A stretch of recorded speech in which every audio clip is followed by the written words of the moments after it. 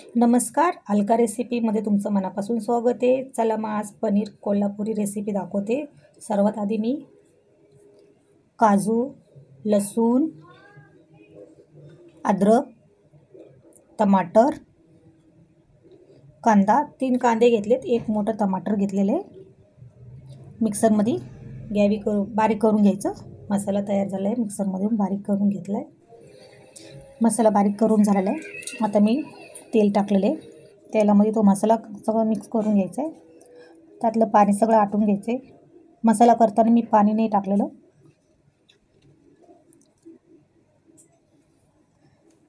आता सुके मसाले टाकते. कांदा मसाला, हळद पावडर, धनिया पावडर, गरम मसाला आणि लाल बेडकी मिरची मसाला, लाल कलरची. आता हे सगळा मसाला आपला तेल सोडले, तेल सुटायला लागले आता मसाल्यापासून अलग. आता त्याच्यामध्ये मिक्सरच्या भांड्यामध्ये मी पाणी टाकते आणि ते पाणी त्यात टाकून घेते.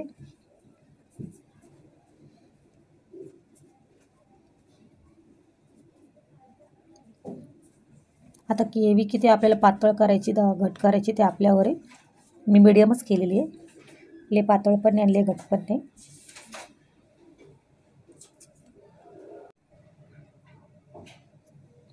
आता त्याच्यात मी 1/2 किलो पनीर घेतलेले, त्रिकोण तुकडे करून कापून घेतलेले.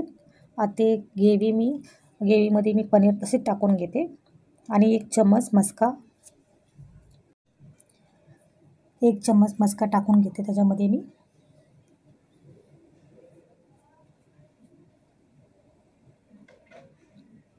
अगदी सोपी रेसिपी, झटपट होणारी. तेल मस्तपैकी आपण उकळून द्यायचं. आपली रेसिपी तयार झालेली आहे. चला मग त्यासंग आपण चपाती संग सेप करून टाकूया. हे बघा रेसिपी तयार.